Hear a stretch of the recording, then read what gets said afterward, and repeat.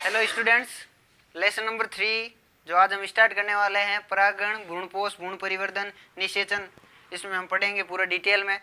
तो आप कहोगे पहले परागण पढ़ाना, तो पहले हम परागण नहीं पढ़ेंगे, ठीक है ना। पहले हम भ्रूणकोष पढ़ेंगे। भ्रूणकोष और भ्रूणपोष में अंतर होता है जो हम आपको आगे क्लियर कराएंगे। सबसे पहला है जो भ्रूणकोष है, जो हमने पिछले अध्याय में पढ़ा था, तो उसमें सिर्फ 2 ही पॉइंट पढ़े थे भ्रूणकोष के। वो अलग अध्याय में उसमें उनके भाग में पढ़ा था। किसके भाग में? हमने पिछले अध्याय में जो पढ़ा था भ्रूणकोष, वो बीजांड का भाग पढ़ा था, ठीक है ना। और इस अध्याय में जो हम पढ़ेंगे वो खुद एक भ्रूणकोष पूरा डिटेल में पढ़ेंगे। तो सबसे पहला कौन सा है? भ्रूणकोष। भ्रूणकोष और भ्रूणपोष में आपको कंफ्यूज नहीं होना है, ठीक है। तो भ्रूणकोष में सबसे पहला पॉइंट है, ये बहुकोशिकीय अंडाकार संरचना है। बहुकोशिकीय है और अंडाकार संरचना है, और ये पेक्टोसेलुलोज से ढकी रहती है, पेक्टोसेलुलोज से ढकी रहती है। और तीसरा पॉइंट है वो है 7 कोशिक व 8 केंद्रक युक्त संरचना है। 7 कोशिक है। अब कोशिका 7 है तो केंद्रक 8 कैसे हो गई, ये हम आगे डिटेल में पढ़ेंगे। इसी में यही कि भ्रूणकोष में ही पढ़ेंगे 7 कोशिक व 8 केंद्रक युक्त संरचना कैसे हैं। और अगला पॉइंट है जो है, इसमें मध्य में एक बड़ी केंद्रीय कोशिका पाई जाती है। मध्य में एक बड़ी केंद्रीय कोशिका पाई जाती है, और बीजांड द्वार की तरफ 3 कोशिकाओं का समय पाया जाता है, जिसे अंड उपकरण कहते हैं। बीजांड द्वार की तरफ, बीजांड द्वार होता है, आप चित्र में देखना, बीजांड द्वार की तरफ 3 कोशिकाओं का समय पाया जाता है, जिसे अंड उपकरण कहते हैं। और निभा की तरफ जो 3 कोशिकाओं का समय पाया जाता है, उसे प्रतिमुखी कोशिकाएं कहते हैं। अब इसके 3 भाग होते हैं, तो तीनों भागों का वर्णन पढ़ेंगे। तो उसमें आपको 7 कोशिका 8 केंद्रक युक्त संरचना का जो पूरी डिटेल वो समझ में आ जाएगी कि कैसे 7 कोशिका है और 8 केंद्रक है, ठीक है। अब जो भ्रूणकोष का पहला जो भाग है, यहाँ कह सकते हैं पहला प्रकार है, जो है अंड उपकरण। अंड उपकरण क्या होता है? ये बीजांड द्वार की तरफ 3 कोशिकाओं को समय पाया जाता है, जिसे अंड उपकरण कहते हैं, समझ लीजिए आप। और इसमें से सबसे बड़ी कोशिका होती है अंड कोशिका, और पार्श्व में 2 कोशिकाएं पाई जाती है, जिन्हें शाही कोशिकाएं कहते हैं। तो सबसे बड़ी एक कोशिका, एक बड़ी कोशिका होती है, और ये 2 मिलकर कितनी हो गई? 3 कोशिका। तो अंड उपकरण में कितनी कोशिकाएं पाई जाती है? 3 कोशिकाएं। इसमें क्या लिखा हुआ? 3 कोशिकाओं का समूह पाया जाता है। तीनों मतलब तीनों कोशिकाएं मिलकर जो समूह बनाती है उसे कोशिकाएं कहते हैं। समूह में आप जो जोड़े मत समझ लेना, पैर, ठीक है। और शाही कोशिका में फिलिफॉर्म उपकरण और हुक पाया जाता है। इसके अलावा आपको ध्यान रखना है, इसमें फिलिफॉर्म उपकरण या तो उपस्थित भी हो सकता है और अनुपस्थित भी हो सकता है। कोई जरूरी नहीं है कि उपस्थिति हो या अनुपस्थिति हो, दोनों भी, कुछ भी हो सकता है। अंड उपकरण मादा युग्मक होता है, और इन कोशिकाओं का पोषण, इन कोशिकाओं का कार्य होता है, ठीक है ना। मैंने लिखा नहीं, इन कोशिकाओं का कार्य होता है जो पोषण को अवशोषित करना व पराग नलिका को आकर्षित करने वाले रसायनों का स्राव करना होता है। आपको ये बता दें कि ये जो भ्रूणकोष है, ये सेकंड चैप्टर का प्रकार है। मतलब पूरी डिटेल में सेकंड चैप्टर में पढ़ाना चाहिए, लेकिन हमने इसलिए इस चैप्टर में पढ़ा रहे हैं ताकि आपको भ्रूणपोष और भ्रूणकोष में कोई कंफ्यूजन ना हो, ठीक है, इसीलिए। तो ध्यान रखना आपको।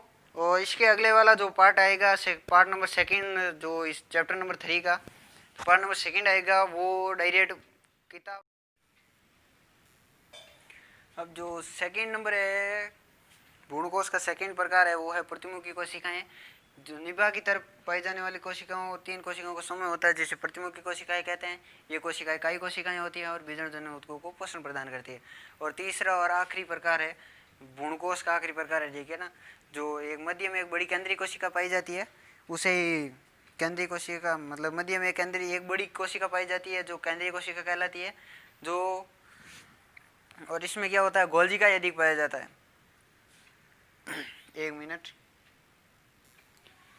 इसमें गोल्जी का अधिक पाए जाते हैं। और अगला जो पॉइंट है, इसमें 2 ध्रुवीय केंद्र पाए जाते हैं, जो आपस में जुड़कर द्वितीय केंद्र का निर्माण करते हैं। अब समझ में आया आपको 7 कोशिक व 8 केंद्रक युक्त संरचना का कैसे? इसमें क्या पाए जाते हैं? 2 ध्रुवीय केंद्रक। कोशिका कितनी है? 1, लेकिन केंद्रक कितने पाए जाते हैं? इसमें 2। किसमें? केंद्रीय कोशिका में 2 ध्रुवीय केंद्रक पाए जाते हैं, जो आगे जाके जुड़ जाते हैं और जुड़कर द्वितीय केंद्र का निर्माण करते हैं।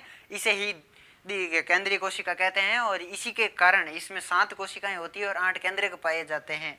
और जो अगला है वो है, मतलब पॉइंट है, जो भ्रूणकोष की एकमात्र द्विगुणित संरचना कौन सी है? द्वितीय केंद्रक। एकमात्र द्विगुणित संरचना है जो द्वितीय केंद्रक है, और जो आगे जाकर, मतलब निषेचन के पश्चात त्रिगुणित भ्रूणपोष का निर्माण करती है। किसका? आगे जाकर, मतलब निषेचन के पश्चात भ्रूणपोष का, त्रिगुणित भ्रूणपोष का निर्माण करती है।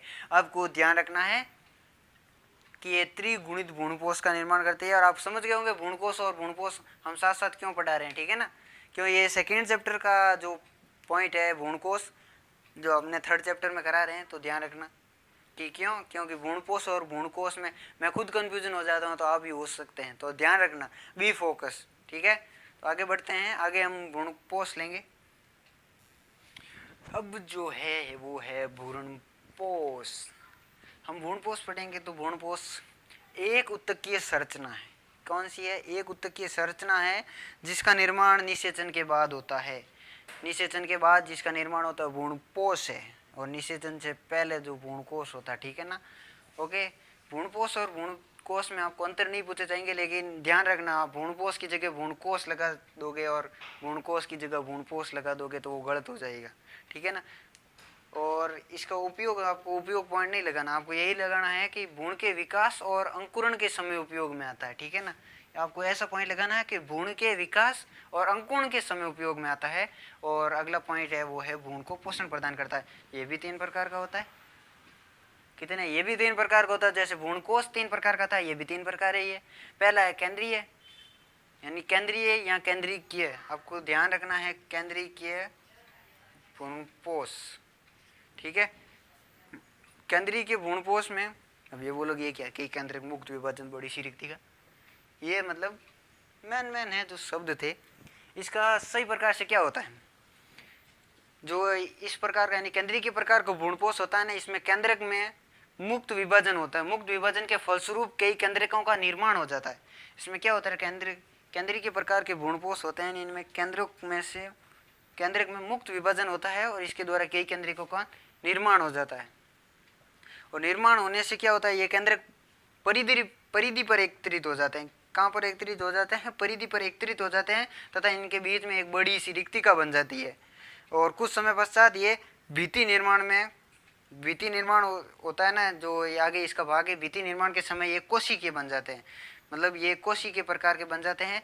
पहले केंद्रीय के थे, अब कोशिकीय प्रकार के बन जाएंगे जब भित्ति निर्माण की अवस्था आएगी उस टाइम, ठीक है।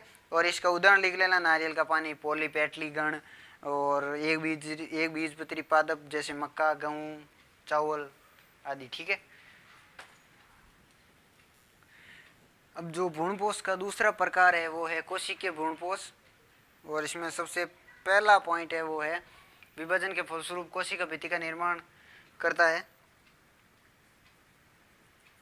कोशिका भित्ति का निर्माण करता है, यहाँ होता है, और ये शुरू से लेकर अंत तक कोशिका अवस्था में ही बना रहता है। और इस प्रकार के भ्रूणपोष में चूषकांग विकसित हो जाते हैं।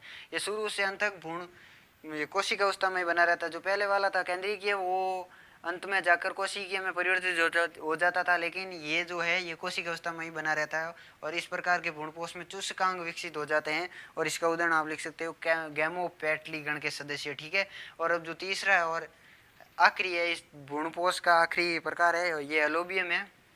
ये केंद्रीय व कोशिकीय भ्रूणपोष के मध्य का भ्रूणपोष है। आपको ध्यान रखना है, ये केंद्रीय व कोशिकीय भ्रूणपोष के मध्य का भ्रूणपोष है।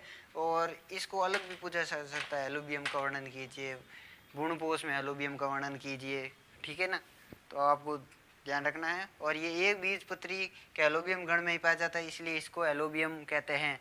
इसके अलावा भी इसके पॉइंट है, ये जैसे आपको पूछ लेना अलग पॉइंट, तो इसके लिए अभी आपको पॉइंट है जो है कि इस प्रकार के भ्रूणपोष के केंद्रक में प्रथम विभाजन के फलस्वरूप अनुप्रस्थ भित्ति बनने के कारण 2 प्रकोष्ठ का निर्माण हो जाता है। पहला प्रकोष्ठ है निभागीय प्रकोष्ठ और दूसरा है बीजाणु द्वारीय प्रकोष्ठ। ध्यान रखना है पहला क्या है, इसमें जो इसके अलावा पॉइंट है वो है इस प्रकार के भ्रूणपोष के केंद्रक में प्रथम विभाजन के फलस्वरूप अनुप्रस्थ भित्ति बनने के कारण 2 प्रकोष्ठ का निर्माण हो जाता है। जैसे में से पहला है निभागीय प्रकोष्ठ और दूसरा है बीजाणु द्वारीय प्रकोष्ठ।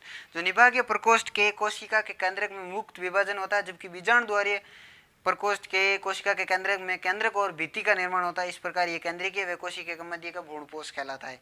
आपको यदि पूरा पूछे ना अलग टॉपिक पूछ ले तो ये लिखना है, और यदि इन सबके साथ पूछे तो ये लिख सकते हो। और इसके अलावा भी ये आपको याद हो तो लिख सकते हो, कोई नंबर नहीं है। और एडवांटेज चाहिए, ठीक है ना। अब पार्ट नंबर फर्स्ट यही खत्म करेगी, क्योंकि टाइम कम है मेरे पास और आपके पास भी कम ही होगा, क्योंकि पढ़ाई भी तो करनी है दूसरे सब्जेक्ट की भी। तो ठीक है, कल मिलते हैं अगले पार्ट में। लेसन नंबर थर्ड के सेकंड पार्ट में। तो ध्यान रखना कि जो कल हम क्लास लेने वाले हैं वो डायरेक्ट जो कॉपी में नोट्स बनाए हुए हैं नोटबुक में, उनमें से डायरेक्ट आपको फ़ोटो के मतलब उसी से वीडियो बनाएगा चढ़ाया जाएगा, क्योंकि अब जो आगे आने वाला जो ये सेकेंड पार्ट है इसमें बहुत बड़े बड़े पेज लिखे हुए हैं, तो वो बोर्ड पर लिखूँगा तो 1-1.5 घंटे का बनेगा, तो बड़ा नहीं सकता ना। तो चलिए खुश रहिए, मस्त रहिए, खेलते रहिए और पढ़ाई करते रहिए।